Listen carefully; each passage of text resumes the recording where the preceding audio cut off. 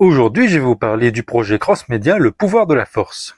Le Pouvoir de la Force est à la base un jeu vidéo qui était censé avoir 3 numéros. C'est un jeu dans lequel on incarne Galen Marek, alias Starkiller, l'apprenti de Dark Vador. Dans Le Pouvoir de la Force 1, nous l'incarnons en tant qu'apprenti Sith, traquant des Jedi et en tuant certains. C'est d'ailleurs lui qui tue Shaak Ti dans l'univers légende. Mais on passera du côté lumineux, on sera l'apprenti de Ram Kota, un Jedi survivant, et on combattra Dark Vador et Dark Sidious, qui sera d'ailleurs la personne qui nous tuera dans le 1. Et dans le 2, nous revoilà en tant que Galen Marek. On nous dit qu'on est un clone, mais des souvenirs de la personne dont on était amoureux dans l'épisode 1 nous tracassent encore la tête. Tout le long du 2, on nous fait bien croire que nous sommes Galen Marek l'original, et on ne donne même pas une réponse à la fin.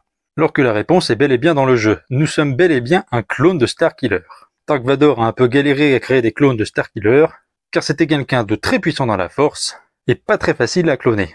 Sans compter que Dark Vador implantait des souvenirs dans ses clones, pour tenter de trouver le clone qui arriverait à combattre ses souvenirs. Et à oublier Juno Eclipse. Bien sûr, le personnage qu'on incarne ne l'oubliera pas, il ira même jusqu'à combattre Dark Vador et à réussir à l'emprisonner. Il sera amené sur la planète Dantooine, alors l'une des bases les plus importantes de l'Alliance Rebelle à cette époque, tout en étant poursuivi par Boba Fett. Mais pas que. Dans les défis du jeu, on y apprend que nous sommes bel et bien un clone et pas l'original, et qu'un autre clone a réussi les épreuves de Dark Vador. Il aura surmonté les vieux souvenirs de Galen Marek et sera devenu l'apprenti parfait pour Vador. On peut le voir dans le jeu si nous choisissons le côté obscur à la fin. Si on choisit le côté obscur, il tue le clone que l'on incarne et poursuivra les héros de l'Alliance Rebelle. Mais tout ça, c'est pas dans la continuité. Ce qui est dans la continuité, c'est que ce clone a bel et bien existé. Il y a même de courtes cinématiques dans lesquelles on le voit auprès de Vador et où on y découvre le cadavre de Galen Marek, qui servait à créer tous ces clones. Et malheureusement, tout s'arrête là, il n'y aura jamais l'épisode 3. C'est l'un des jeux vidéo Star Wars les plus populaires, l'un des plus connus, et il déplaît à beaucoup de gens. Galen Marek serait trop puissant au goût de certains, et le fait de pouvoir le cloner à l'infini dans l'épisode 2 déplaît encore plus. Personnellement, je trouve que c'est une idée géniale. En plus de démontrer qu'on peut cloner quelqu'un de sensible à la force, ça rend crédible d'autres histoires antérieures. Et indirectement crée des liens. Parce qu'avant la sortie du jeu vidéo, il y avait une série de romans appelée La Galaxie de la Peur, censée parodier les chairs de poule. Et dans le tome 11 de ce dernier, Dark Vador ira affronter Dark Vador. Oui, il affrontera son propre clone. Un clone qui aura été créé par l'Alliance Rebelle sur Dantooine, vous voyez le lien, et qui avait pour but de prendre la place du vrai Vador à la tête des armées impériales. Vous voyez le lien à la fin du 2, on va sur Dantooine, et dans l'autre histoire, on a un clone de Dark Vador créé sur Dantooine. Du coup, ça veut dire que c'est durant son emprisonnement qu'il fut cloné.